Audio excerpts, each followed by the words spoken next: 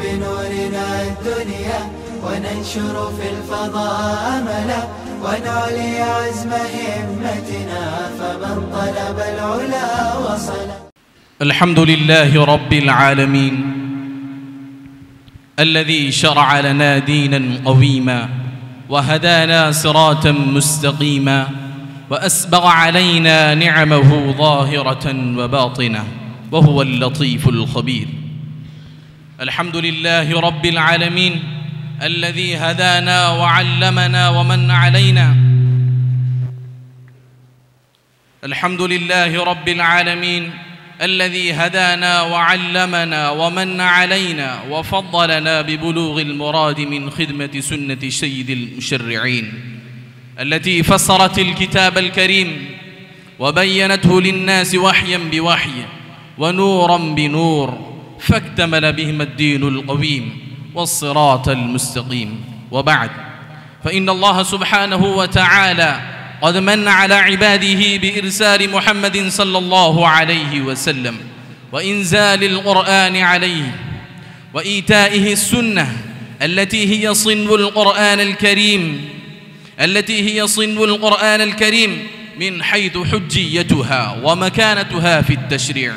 قال الله عز وجل: لقد من الله على المؤمنين إذ بعث فيهم رسولا من أنفسهم يتلو عليهم آياته ويزكيهم ويعلمهم الكتاب والحكمة.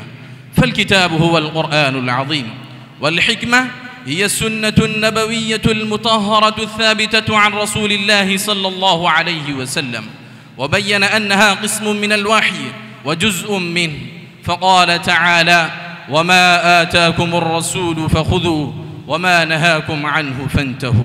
أيها الحشد المبارك، قد فرض الله سبحانه وتعالى على عباده الأخذ بما جاء به محمد صلى الله عليه وسلم، وبين أنها قسيمة من القرآن الكريم، فقال: وما آتاكم الرسول فخذوه وما نهاكم عنه فانتهوا، وقال: وما ينطق عن الهوى إن هو إلا وحي يوحى، التي تبينه وتوضحه.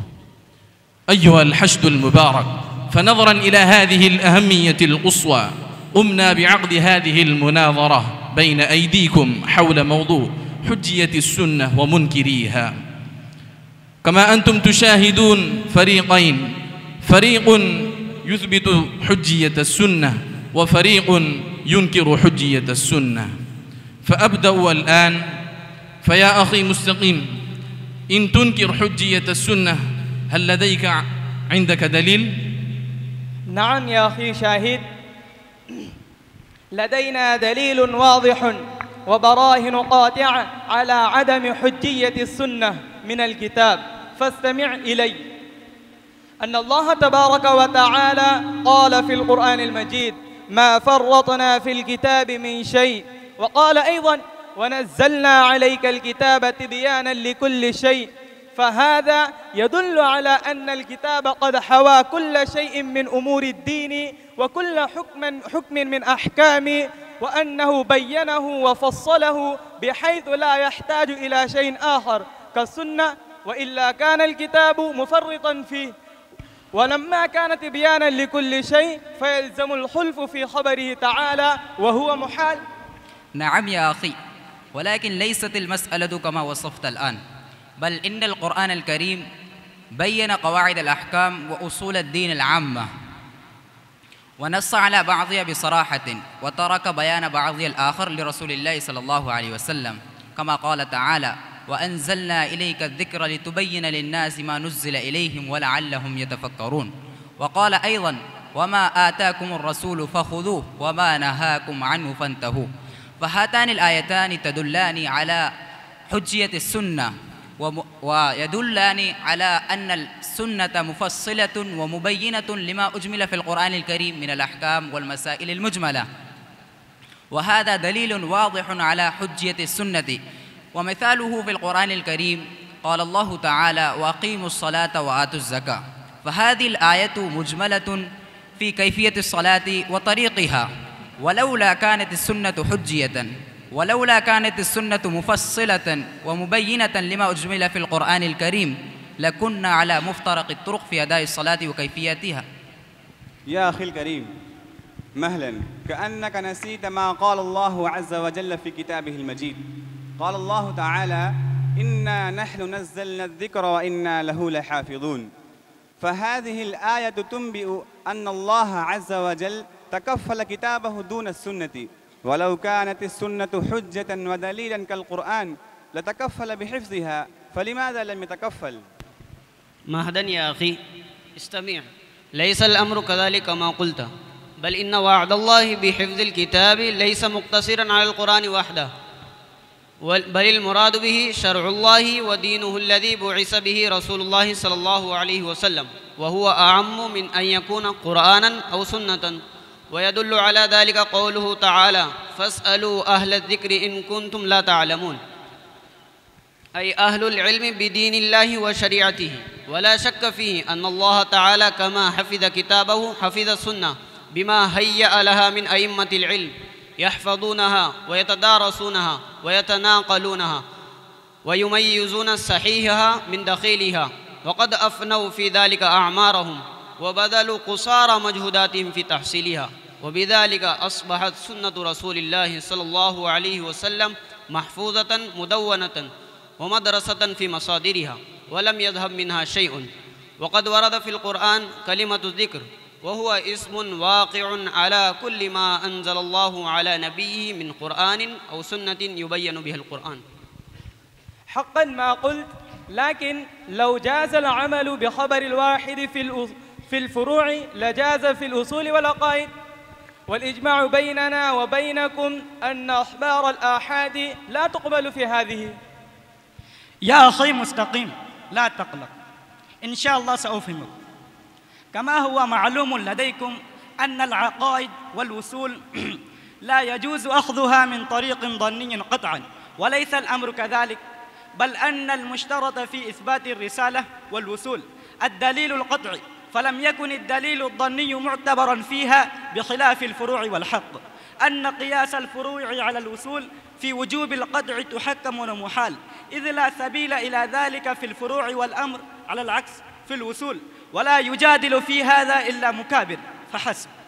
ولكن يا أخي، لدينا حديث للنبي صلى الله عليه وسلم ورد فيه خلاف ما قلت الآن. فقال النبي صلى الله عليه وسلم: إن الحديث سيفشو عني، فما أتاكم يوافق القرآن فهو عني، وما أتاكم عني يخالف القرآن فليس مني. من ذلك: إذا حدثتم عني حديثا تعرفونه ولا تنكرونه قلته أم لم أقله فصدقوا به، فإني أقول ما يعرف ولا ينكر. وإذا حدثتم عني حديثا تنكرونه أو لم أقله فلا تصدقوا به، فإني لا أقول ما ينكر ولا يعرف. هذا حديث يفيد عرضا ما ينسب إلى النبي صلى الله عليه وسلم على المعروف عن المسلمين من حكم القرآن الكريم، فلا تكون السنة حجة. أسفا يا أخي، لو قمت بتحقيق هذا الحديث وبحثت عن رواياته. قال البيهقي رحمه الله تعالى عن هذا الحديث: رواياته ضعيفة. وقال ابن حزم رحمه الله تعالى: من أحد رواة هذا الحديث عبد الله بن الحسين بن عبد الله، وهو متهم بالزندقة. وقال الشافعي رحمه الله تعالى في هذا الحديث: إن هذا الحديث لا يقبل في الدين من شيء. وأيضا هذا الحديث مروي خالد بن أبي كريمة وأبي جعفر عن رسول الله صلى الله عليه وسلم، وخالد بن أبو كريمة وهو رجل مجهول، وأبو جعفر أيضا ليس بصحابي، فلا يقبل هذا الحديث، ودليلك منقطع. يا أخي، كأنك نسيت مرة ثانية قول الله عز وجل. قال الله تعالى: ولا تقف ما ليس لك به علم. وقال في مقام آخر: إن الظن لا يغني من الحق شيئا. وطريق الآحاد طريق ظني لاحتمال الخطأ والنسيان على الراوي، فما كان كذلك فليس بقطعي، فكيف أنتم تستدلون؟ يا أخي، نعم، سلمنا أن خبر الآحاد ظني فيه شبهة واحتمال للخطأ والنسيان، ولكن لا يجري هذا في أصول الدين وقواعده. أما في فروع الدين وجزئياته فالعمل بالظن واجب، لا سبيل إليه بالظن غالبا. ألا ترى أن الأفهام تختلف في نصوص القرآن، والمجتهدون يذهبون فيها مذاهب متعددة، وليس أحد منهم يقطع بصحة اجتهاده. وأيضا فإن حجية خبر الآحاد ليست ظنية بل هي مقطوع بها لانعقاد الإجماع. يا هذا قد قلت ما قلت، ولكن قد روي عن عدد من الصحابة رضي الله عنهم أجمعين، فقد رد أبو بكر رضي الله عنه خبر المغيرة في ميراث الجدة حتى انضم إليه محمد بن مسلمة، فهذا دليل على عدم العمل بخبر الآحاد. يا أخي كيف تقول لا يثبت حجة السنة من الصحابة؟ فالثابت الذي لا شك فيه أن الصحابة عملوا بخبر الآحاد. أما حديثك عن رد أبي بكر رضي الله عنه، فأبو بكر رضي الله عنه لم يرد حديث المغيرة، بل توقف إلى أن يأتي ما يؤيده ويزيده اعتقادا واحتياطا، لأن القرآن في إعطاء الجدة السدس ساكت، فلا بد للعمل بهذا الحديث من الزيادة والتثبت في الاحتياط. أما إذا شهد المسلم فلم يتردد أبو بكر رضي الله عنه في العمل بهذا الحديث. نعم يا أخي، آمنا وصدقنا، فشكرا لكم على هذه الدلائل التي طمأنت قلوبنا وأثلجت صدورنا، وكنا قبل ذلك كانت أعيننا في غطاء عن هذه التحقيقات والدلائل. نعم، قد أثبت هذا الفريق بدلائهم الواضعة وبراهين ساطعة أن حجية السنة. نعم، وأنا أشكركم شكرا جزيلا على حسن استماعكم وإصغائكم إلى هذه المناظرة بلسان عربي مبين. وإن قليلا من التدبر في ظروف قاسية ينكشف أمامنا مثل هذه الشبهات، ومن هنا تعود مسؤوليتنا أن نقوم برد مثل هذه الشبهات. فشكرا لكم، وسنلتقي في برنامج آخر. دمتم في رعاية الله، والسلام عليكم ورحمة الله. ما شاء الله، لقد كانت مناظرتكم رائعة بليغة جدا جدا، رزقكم الله مزيدا من العلم والعمل. والآن يأتي المنصة الأخ محفوظ الرحمن بخطبته، وها أنا أترك له المجال.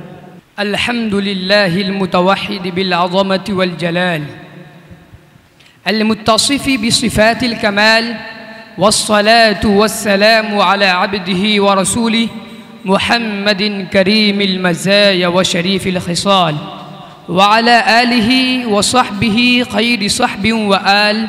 أما بعد، رئيس الحفل المحترم وإخواني الطلبة، نحن معاشر المسلمين نعتقد جزما بأن الله سبحانه بعث في هذه الدنيا كثيرا من الرسل والأنبياء، هدى بهم الخلائق وأوضح بهم الطرائق. الإيمان بهم أصل من أصول الدين، نؤمن بهم إجمالا على الإجمال وتفصيلا على التفصيل، فالأنبياء ركب متواصل بالهدى والنور، يبشر المتقدم منهم بالمتأخر ويصدق متأخرهم المتقدم. ذكر الله في كتابه منهم 25 نبيا ورسولا. قال أبو ذر رضي الله تعالى عنه: قلت يا رسول الله كم المرسلون؟ قال 319 جما غفيرا. ومن أولي العزم من الرسل شيخ الأنبياء إبراهيم خليل الرحمن، صاحب حلم وأناه وكرم وسخاء، صاحب كلمة باقية ودعوة خالدة، نشأ وترعرع في مجتمع وثنج محاط بالشرك وعبادة الطاغوت، رأى كل ذلك وشاهد، ثم قام يدعو أباه وقومه إلى عبادة الله وحده، ورفض الأصنام والأوثان وكفر بالطاغوت.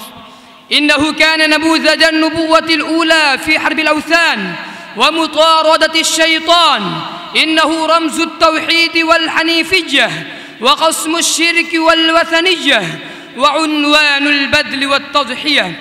أما قصته في القرآن فهي مجللة بالآيات مكللة بالعبر والدلالات. وصفه ربه في كتابه بصفات حميدة كثيرة. قال تعالى: إن إبراهيم كان أمة قانتا لله حنيفا ولم يكن من المشركين، جعله الله إماما معظما لجميع أهل الملل والأديان، وجمع القلوب على محبته وجعل له لسان صدق في الآخرين. محاسنه هيولى كل حسن ومغناطيس أفئدة الرجال.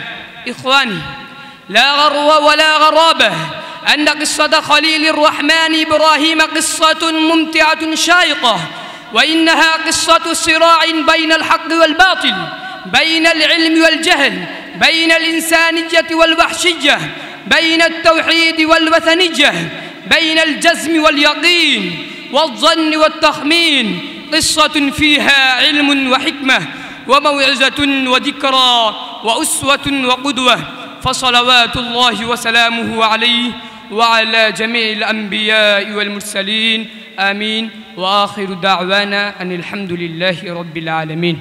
ببذل وحلم ساد في قومه الفتى، وكونك إياه عليك يسير. وبعد هذا أتقدم بدعوة الحضور إلى الأخ جاويد إلى المنصة لتقديم أنشطة النادي العربي، فليتفضل مشكورا مأجورا محفوفا برعاية الله. الحمد لله الحق المبين الذي هدى من الضلالة وعلم من الجهالة وأخرج المؤمنين من الظلمات إلى النور، والصلاة والسلام الأتمان الأكملان على من بعثه رحمة للعالمين وآتاه علم الأولين والآخرين، وفجر ينبوع البيان والحكمة على لسانه الكريم الأمين، فملأ قلوب أصحابه بالعلم والمحبة واليقين، وعلى كل من حمل لواء العلم والدين إلى يوم الدين. أما بعد، فيا أيها الحشد المبارك وضيوفنا المكرمين وأساتذتنا الأجلاء، أولاً أوجه إليكم تحية عطرة منبثقة من أعماق النفس، تحية أهل الجنة في الجنة: السلام عليكم ورحمة الله وبركاته. أيها الأفاضل، كما لا يخفى على كريم مسامعكم أن جامعتنا العملاقة تضم في مقرها الرئيس هذا بقسم العالمية والفضيلة زهاء 2000 طالب، وفي رحاب هذه الدار العظيمة والصرح العلمي الشامخ لهذا الجم الغفير من طلاب العلم وشداة الأدب نظام تعليمي وتربوي دقيق ومتناسق، ولهم فيها أندية متنوعة وأنشطة مختلفة لتطوير وتنمية المواهب والمهارات، ولا سيما المهارة الخطابية، لأن الخطابة صورة من أبرز صور الدعوة إلى الله، فقد نالت تلك المكانة السامية في الإسلام، بها تتهذب النفوس وتتنبه العقول من غفلتها وتستيقظ من رقدتها، وتستنير البصائر بنور الطاعة بعد أن أظلمتها المعاصي، وهي فوق ذلك كله سلاح من أسلحة الدعوة يحق الله به الحق ويبطل الباطل. لذلك فقد عني الإسلام بالخطابة، فشرع الخطب أيام الجمعة والأعياد، ليقوم الخطيب فيها بإرشاد يراعى فيه حال الأمة، فيقرأ أسماعها بالموعظة الحسنة ويستنهضها للأعمال التي تكفل عزها في الدنيا وسعادتها في الآخرة.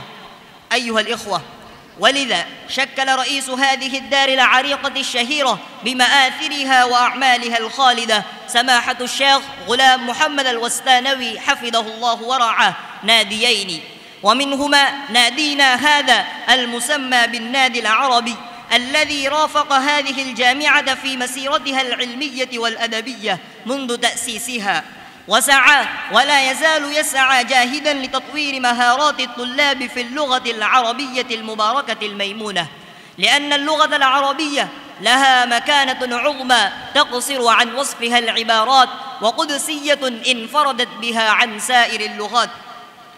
واللغة العربية تعلي الرفيع عن الوضيع، وأن يدرك الضالع شأوى الضليع، وإننا أبناء هذه الأمة الإسلامية قد من الله بها علينا بأفصح لسان وأبلغ بيان، وأفضل لغة القرآن الكريم، وإحياؤها إحياء لتلك الصلة الكبرى والرابطة العظمى والحبل المتين، وإماتتها إماتة لتلك وسعادة المسلمين منوطة بإحيائها من حيث كونها لغة الدين ولغة الشريعة أيضا. وقال الثعالبي: من أحب الله أحب رسوله، ومن أحب رسوله العربي أحب العرب، ومن أحب العرب أحب اللغة العربية التي نزل بها أفضل الكتاب، ومن أحب اللغة العربية عني بها وثابر عليها وصرف همته إليها، إذ هي أداة العلم ومفتاح التفقه في الدين وسبب إصلاح المعاش والمعاد، ثم هي لإحراز الفضائل والاحتواء على المروءة وسائر أنواع المناقب كالينبوع للماء والزند للنار. فبناء على هذه الأهمية لهذه اللغة اهتمت بها جامعتنا المحظوظة المغبوطة اهتماما بالغا من فجر يومها، وأدرجت في مقرراتها الدراسية كتبا عربية بكثرة ليركز الطلبة جميع عنايتهم نحو هذه اللغة ويبذلوا جهودهم الجبارة في سبيل تعلمها وكسب النبوغ والبراعة فيها، ويفهموا فهما مباشرا ما يتضمنه القرآن والحديث النبوي من الأحكام والتعاليم. وشكلت الجامعة للطلاب نظام النادي العربي، وهذا النادي العربي يعقد في رحاب جامعتنا كل يوم الخميس في الحصص المحددة بحضور الأساتذة. والنادي العربي إنما هو حركة تدريبية ومهمة مدرسية لطلاب علوم الدين، يعنى بإنشاء الذوق العلمي والملكة الخطابية في من يريدون تبليغ أحكام الله إلى من جهل بها، وتمكين الطلبة من النطق بالعربية الفصحى والتكلم بها مع الآخرين. والنادي العربي يقدم إلى الطلاب المواد العلمية الأدبية للحفظ كي يتمكنوا بها على إظهار خواطرهم وأحاسيسهم بالعربية الفصحى أمام زملائهم وأساتذتهم. والنادي العربي يعد للطلاب خطبا جديدة ملائمة للعصر الراهن واللغة المعاصرة، ويضع لهم طريق الحوار والنقاش والمناظرة. ويمكن للخطيب أن يعد الخطبة بنفسه، وهذا سهل ميسور، أن ينتخب ويختار الموضوع خطبته أولا، وثانيا أن يجمع النصوص والأفكار والعناصر للموضوع المختار، ثم يرتب العناصر التي وضعها ويقررها، ثم يمرس مرة بعد مرة قبل إلقاء الخطبة. والخطبة تبتني على 3 أجزاء عادة. الأول المقدمة، فينبغي للخطيب أن يهتم بمقدمته وافتتاحيته، فيأتي بعبارات الاستهلال التي توحي للسامع بمقصود الخطبة. والثاني الموضوع، وهو مقصود الخطبة الأعظم. الثالث الخاتمة، فعلى الخطيب أن ينهي خطبته بخاتمة مناسبة تكون قوية في تعبيرها وتأثيرها. واعلموا أن مدار هذا على الذوق السليم والرغبة الجامحة وعلى المطالعة الغزيرة. هذا والنادي العربي يعقد في السنة 3 حفلات ناجعة وناجحة لحث الطلاب على التغلع من اللغة العربية المباركة والتمهر في مختلف فنونها نثرا ونظما.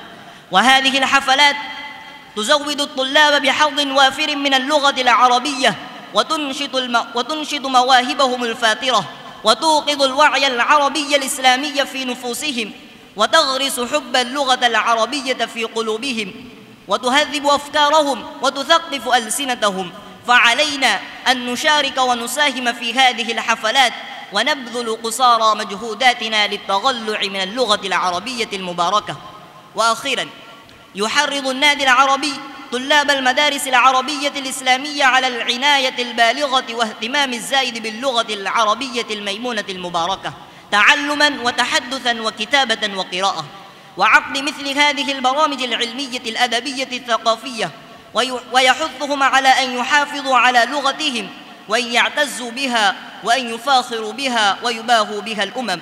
وهنا نشيد بجهود كل من يشرف على هذا النادي ويعتني به ساهما في إحياء اللغة العربية، فجزاهم الله خير الجزاء. وهنا أختم كلامي. السلام عليكم ورحمة الله وبركاته.